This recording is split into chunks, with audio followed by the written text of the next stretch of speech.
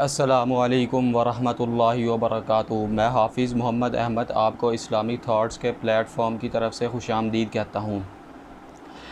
तो आज का जो हमारा मौजू है वो आजकल जो हमारे मुल्क में सैलाबी सूरत हाल जो है पैदा हुई हुई है, उसके हवाले से जो है वो मैंने आज बयान करना है। तो सबसे पहले जो है वो मैं ये इसकी वजूहात बयान करता हूँ कि हम लोगों पर जो है वो मुख्तलिफ़ किस्म की तकालीफ़ जिस तरह सैलाब की सूरत में हो या किसी और सूरत में हो वो क्यों आती हैं। तो सबसे पहले जो है वो हम इस चीज़ को देखते हैं कि अल्लाह तबारक व तआला ने हमें इस दुनिया में भेजा है, तो भेजने का मकसद क्या है। तो वो भेजने का जो मकसद है वो कुरान मजीद बयान करता है, अल्लज़ी खलक़ल मौत वल हयात लियब्लुवकुम अय्युकुम अहसनु अमला, कि हमने ज़िंदगी और मौत जो दी है, लियब्लुवकुम अय्युकुम अहसनु अमला, ज़िंदगी और मौत का मकसद ये है कि ताकि हम चेक कर सकें, तुम्हारा टेस्ट ले सकें, तुम्हारी जो है वो एग्ज़ामिनेशन कर सकें। लियब्लुवकुम अय्युकुम अहसनु अमला, के तुम में से जो है कौन जो है वो बेहतर अमल करता है। तो ज़िंदगी और मौत का मकसद, हमारे आने का मकसद अपने आमाल की दुरुस्तगी है।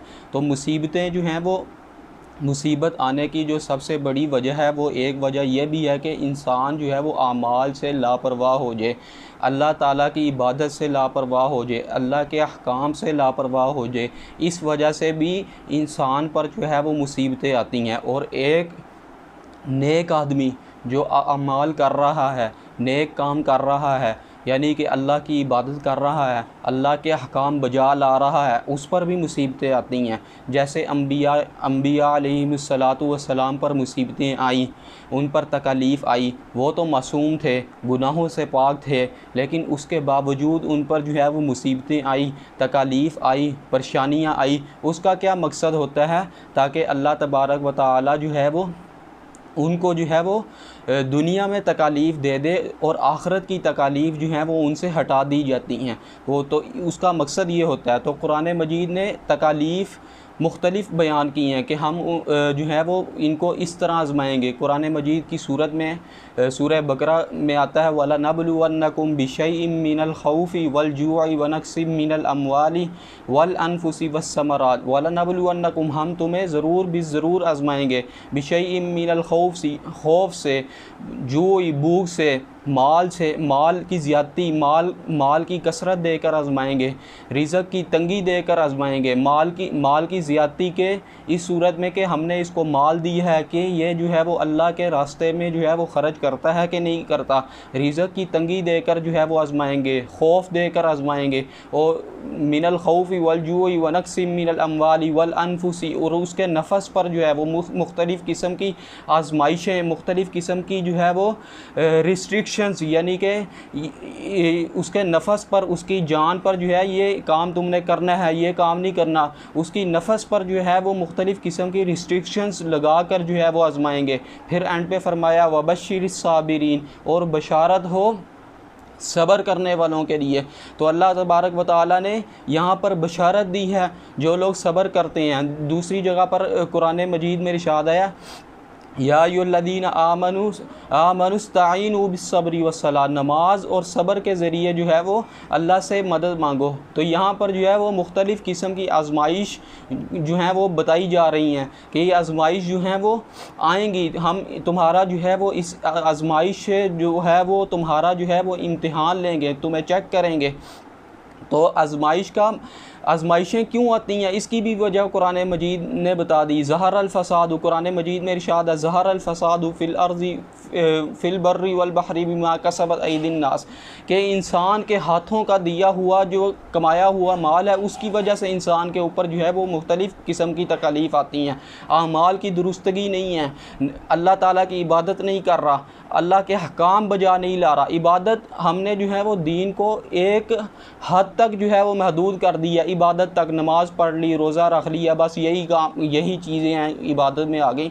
हालांकि दीन जो है वो मुकम्मल मजमुआ है। झूठ ना बोलना, ज़िना ना करना, इस तरह के छोटे छोटे जो काम जिनको हम छोटा समझ रहे होते हैं वो बहुत बड़े गुनाह होते हैं। झूठ बोलना बहुत बड़ा गुनाह है। तो अला लानतुल्लाहि अलल काज़िबीन, झूठों पर जो है वो अल्लाह की लानत हो। इसी तरीके पर जो है वो दीन जो है वो मुकम्मल मजमुआ है, यानी कि सिर्फ नमाज़ पढ़ना दीन नहीं है, तमाम इबादात का मजमुआ दीन है। दाढ़ी रखना दीन नहीं है, दाढ़ी रखना सिर्फ दाढ़ी रखना दीन नहीं है, दाढ़ी रखना भी दीन है। उसके अलावा झूठ ना बोलना ये भी दीन का हिस्सा है। और ये तमाम चीज़ें जो हैं, तमाम अखलाकियात ये दीन के अंदर, दीन के दायरे कार में आती हैं। तो मुसीबतें आने की वजह इंसान के आमाल की जो है वो दुरुस्तगी नहीं होती, इंसान जो है वो अल्लाह के अहकाम पर अमल नहीं करता। तो एक वजह तो ये है। और दूसरी वजह जो नेकोकारों पर मुसीबत आती है, तो अल्लाह की ज़ात का जो मकसद है, अल्लाह की ज़ात चाहती है कि वो जो है कि उसको आखरत की, उनको जो है वो आखरत की तकालीफ़ से जो है वो बचाया जा सके। दुनिया की तकालीफ़ में मुब्तला करके आखरत की तकालीफ़ से जो है वो बचाया जा सके।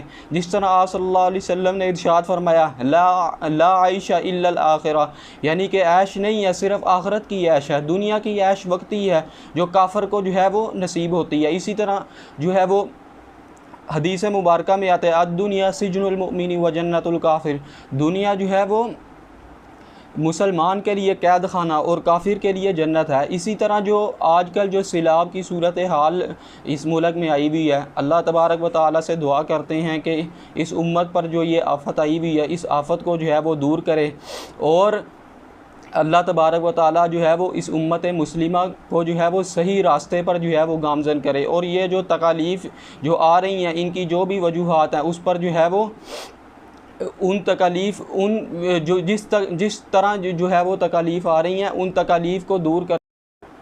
और आखिर में मैं ये कहना चाहता हूँ कि जो सैलाब की सूरत हाल पैदा हुई है, अल्लाह पाक जो है वो इसको इस उम्मत मुस्लिमा के लिए आसानी वाला मामला फ़रमाए और अल्लाह पाक जो है वो रहमत की बारिश जो है वो नाजिल फ़रमाए। और जो इस सैलाबी सूरत हाल में जो ख़ानदान मुतासिर हुए हैं या जो जाँ बहक हो गए हैं, अल्लाह पाक जो है वो उनके लवाहिकीन को जो है वो सब्र जमील नसीब फ़रमाए। व आखिरु दावाना अनिल हम्दुलिल्लाहि रब्बिल आलमीन।